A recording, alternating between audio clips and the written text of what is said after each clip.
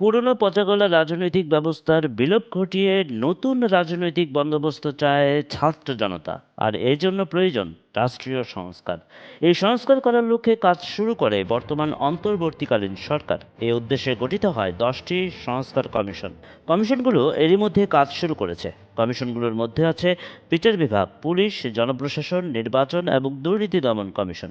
এছাড়া রয়েছে স্বাস্থ্য, গণমাধ্যম, শ্রমিক অধিকার ও নারী বিষয়ক কমিশন। রাষ্ট্র সংস্কার কার্যক্রম এগিয়ে নিতে গঠিত সংস্কার কমিশনের কার্যক্রম নিয়ে কমিশন প্রধানদের সঙ্গে বৈঠক করে কাজের অগ্রগতি নিয়ে আলাপ করেছেন প্রধান উপদেষ্টা ডক্টর মোহাম্মদ ইউনুস। বৈঠকে জনপ্রশাসন সংস্কার কমিশনের কাজের অগ্রগতি সম্পর্কে প্রধান উপদেষ্টাকে জানান কমিশন প্রধান আব্দুল মুঈত চৌধুরী। তিনি জানিয়েছেন, জনপ্রশাসন সংস্কার কমিশনের কাজ পুরোদমে শুরু হয়েছে। ইতিমধ্যে ওয়েবসাইটের মাধ্যমে সবার মতামত নেওয়া শুরু হয়েছে। কমিশনের সদস্যরা জেলা ও উপজেলা পর্যায়ে সফর করে জনসাধারণের সঙ্গে মত বিনিময় করেছেন। জনপ্রশাসনের বিভিন্ন ক্যাডার প্রতিনিধিদের সঙ্গে মতবিনিময় শুরু হয়েছে এবং এটি চলমান রয়েছে বলে কমিশনের সদস্যরা প্রধান উপদেষ্টাকে জানান। জনপ্রশাসন সংস্কার কমিশন নির্ধারিত সময়ের মধ্যেই প্রতিবেদন পেশ করবে বলেও তারা আশা প্রকাশ করেন।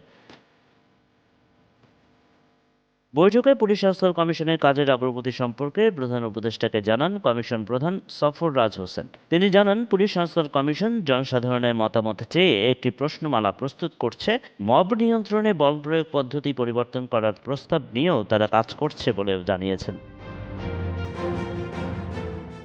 বৈঠকে নির্বাচন সংস্কার কমিশনের কাজের অগ্রগতি সম্পর্কে প্রধান উপদেষ্টাকে জানান নির্বাচন সংস্কার কমিশন প্রধান ডক্টর বদিউল আলম মজুমদার। তিনি জানান, প্রবাসীদের ভোটাধিকার নিশ্চিত, অনুপস্থিত ভোটারদের জন্য পোস্টাল ব্যালট তৈরি, নির্বাচনী প্রক্রিয়ায় নারীর অংশগ্রহণ নিশ্চিত সহ বেশ কিছু ব্যাপারে জোর দিচ্ছে নির্বাচন সংস্কার কমিশন।